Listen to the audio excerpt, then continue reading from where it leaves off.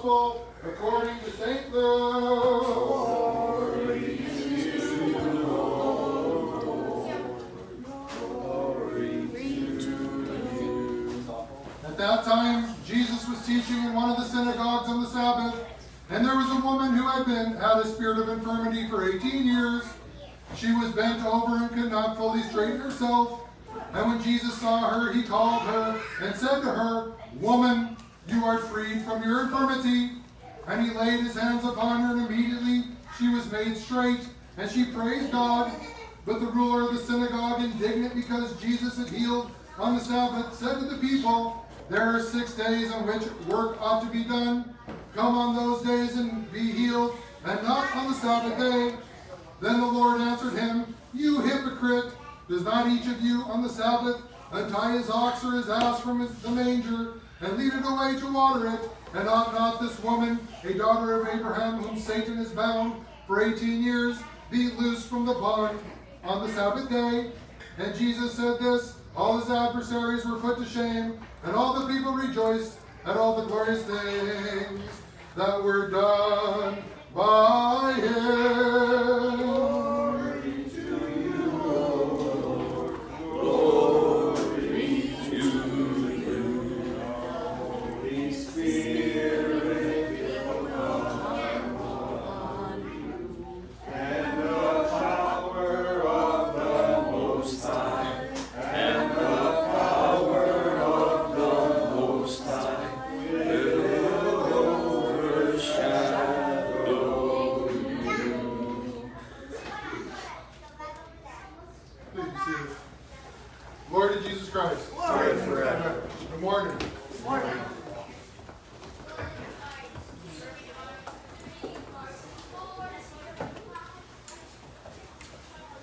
So,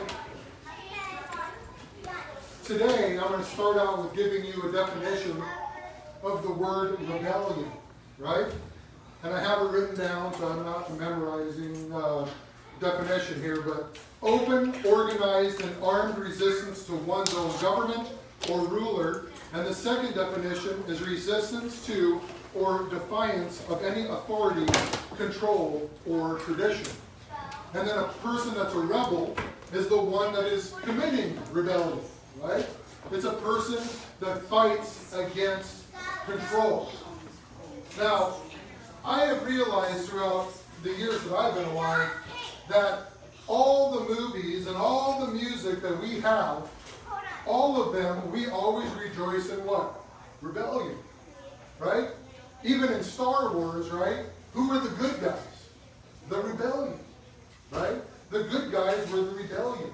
And those of you who remember Braveheart, William Wallace was what? A rebel over tyranny, right? The movie Gladiator, Matrix, all these movies, the heroes were always part of the rebellion.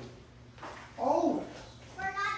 Now, it's pretty neat today, I'm going to use the word neat, God ordained, more appropriate, that we baptize Moses today during some of these readings, right? The readings that we have that St. Paul talks about, he talks about this battle between the flesh and the spirit, right? We all have that. There's two parts of us. We have our flesh and we have our spirit. And of course, when we get baptized, that part of our spirit becomes invigorated, it becomes illumined, it becomes more. It gives us a better opportunity to stay on the straight and narrow road, right? Because we are supposed to what? Walk in the Spirit. And that word walk, if you read in the Gospels, is not something that you just do and then stop. It's a continual walk. It's something that happens every day, all the time. It doesn't matter what time. We're supposed to be walking in the Spirit. But we as human beings, right? We as people, we have a proclivity to rebel, right? There's two choices in rebellion in our life, right? The first rebellion we have is a rebellion that all of us are very familiar with, to sin. That's rebellion is against God. Every sin that we commit, as you have heard many of my sermons, is a disobedience against God. In essence, it's a rebellion against God. The first sin was committed by Satan, rebellion against God in heaven. He disobeyed, he was thrown out, and because he was so angry about getting thrown out of the kingdom of heaven, he did the same thing to people. And one sin led, as I said, to a millennia of people being broken, downcast, hurt, sick, and everything else. You got to remember that the conditions that we go through, it doesn't matter what it is, whether it be something psychological or physical, is a result of that rebellion. Because originally, it wasn't like that, right? Originally, when Adam and Eve were in the Garden of Eden, they didn't even have to work the garden if they didn't want to. They could just trim here and there if they wanted to. They could lounge all day. They could be doing whatever they wanted to do. But as I've said many times, Eve, what she did was she transposed the tree of life for the tree of the knowledge of good and evil, and thus we have what we go through today in the rebellion against God. Now, we've heard a lot of these things in the present day, especially the last year, right? We have heard terms like New World Order, right? We've all heard those terms. Anybody who's on Facebook, people are going to have those conspiracy theories, right? New World Order, New World, One World Church, One World Government, right?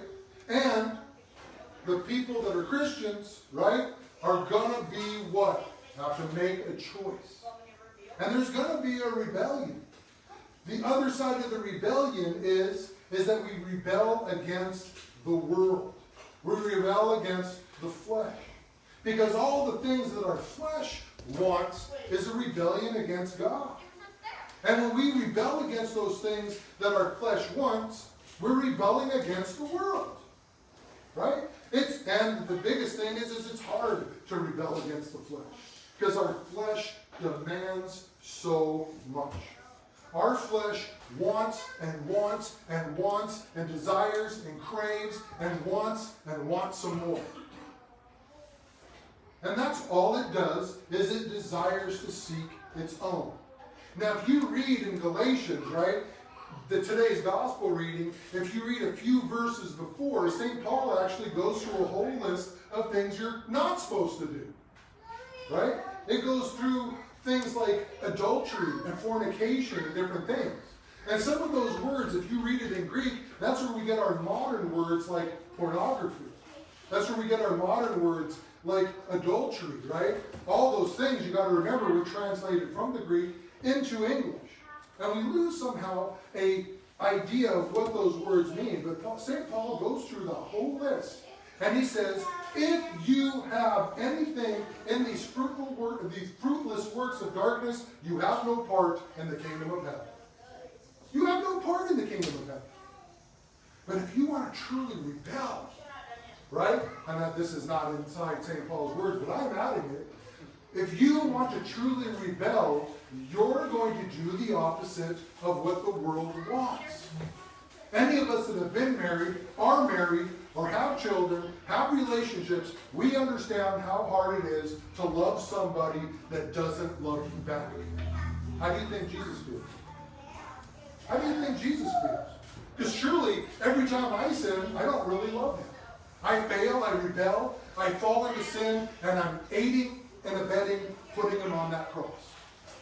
Every time I sin, I help push down one of those thorns on the crown, and I help, and I'm one of the people holding the hammer on the cross. But if you really want to rebel, right? If you really want to be a rebel, you're going to follow what St. Paul says in Galatians. Right after he gives a list of the things not to do, he gives us a list of things that we should do. And I'm not using the word do as a checklist, but it should be something that we get to the point where it comes naturally. And the first thing he says on the list is what? Love. How many of us really know how to love? I know. I love to the best of my ability. But whenever my wife makes me angry, I have a hard time loving her, and I have to force myself to love her. Right? Especially when she's in a grouchy mood, she's in a bad mood, she takes it out on me, and I got to step back and say, you know what? She's not really mad at me. And even if she is mad at me, she's just mad at the situation.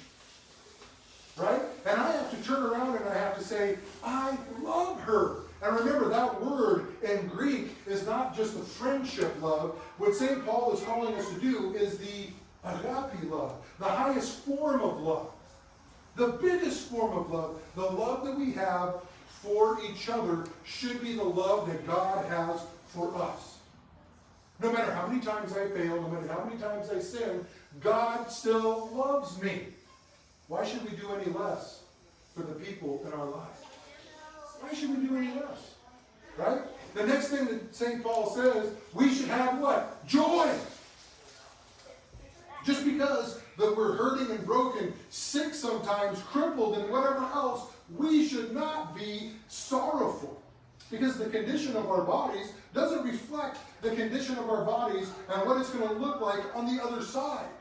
But because of the rebellion, because of the fall of man, we are sick. Look at the woman in the gospel reading. The woman in the gospel reading, she was bent over. And you ought to understand, she wasn't just like this. She was completely bent over and almost in half. Can you imagine that? 18 years of living that way? How is she eating? How is her body? How is she able to process food? Go to the bathroom. Right? And Jesus looked at her and says, what we all need to hear, woman, thou art loosed. You are free. But remember, when Jesus speaks, the first thing he said was, thou art loosed. You're free from your sin. And then he went over and touched her and healed her. There was 2 healings that day. Right? And I guarantee that woman, for the rest of her life, did everything she could to honor God. And I bet you she had joy overwhelming, right? The next thing we have that St. Paul talks about is peace. How much better can we rebel against this world than to be peaceful? How much better? Because this world is full of hatred. This world is full of disgusting things. This world is fighting to murder our children. Right? And we who are Christians, and I know I've been guilty of it, that condemn those people, become those people when we condemn them. We should be praying for them.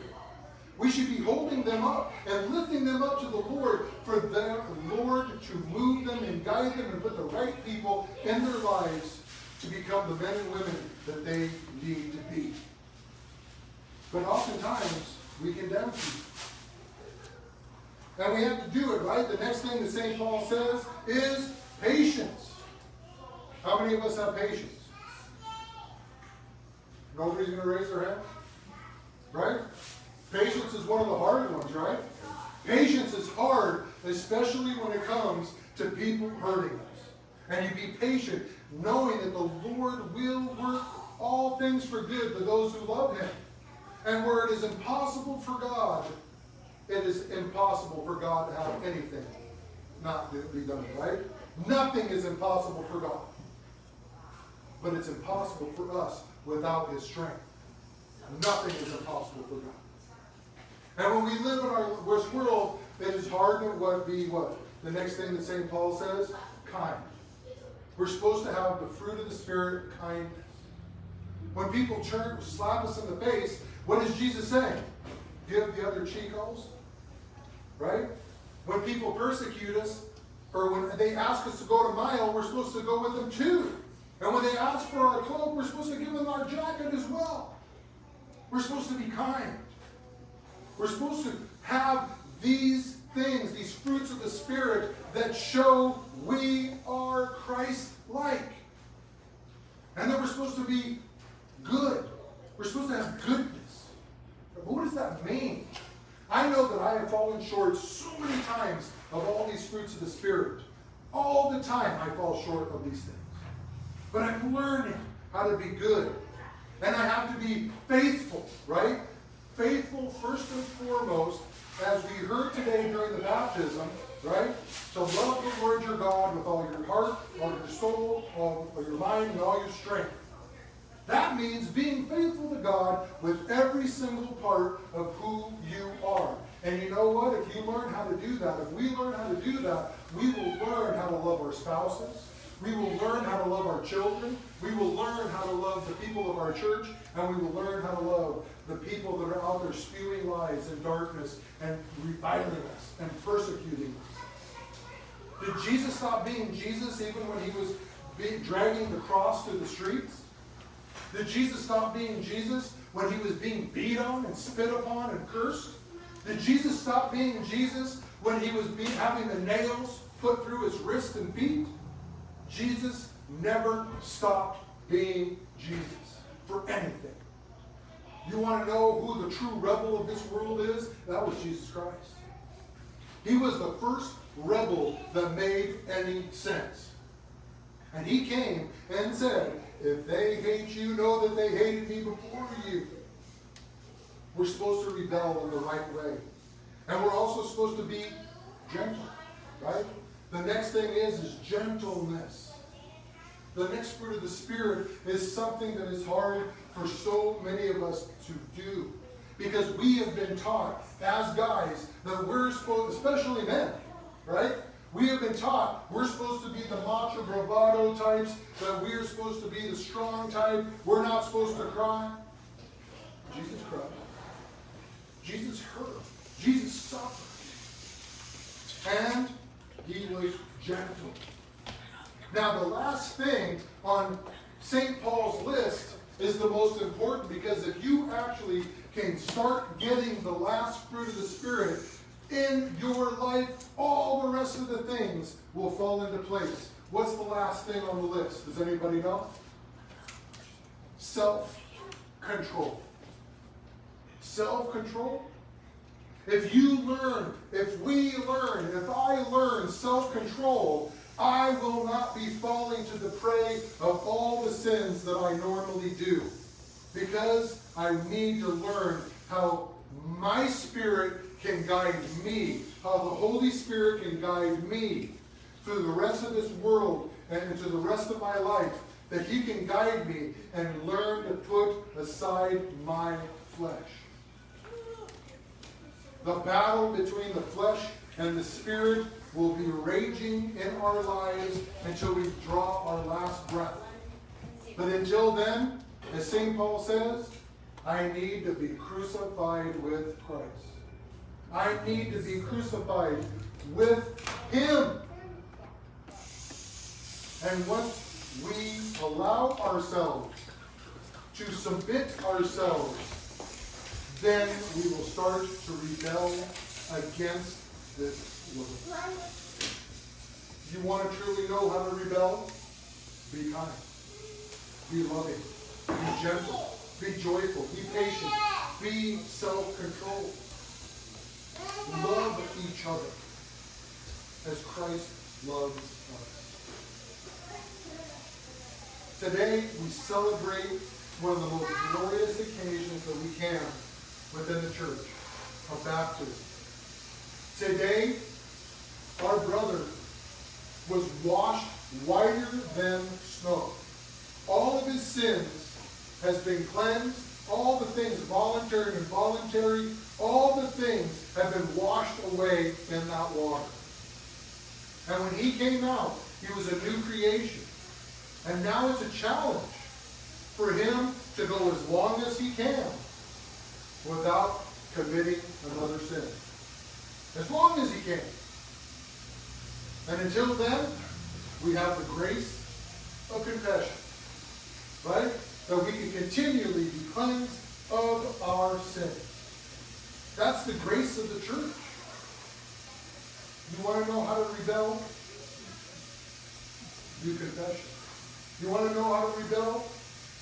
Love your neighbor. You want to know how to rebel? Come to church. Receive communion.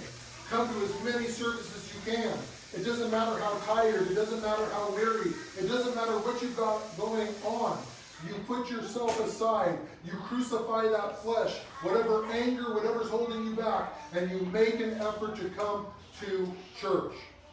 Because this is the place that you're fighting to get to, that you're going to find the sickest people in the world. People that actually admit that they're sinners. This is a hospital. And once you receive communion, you get your medicine.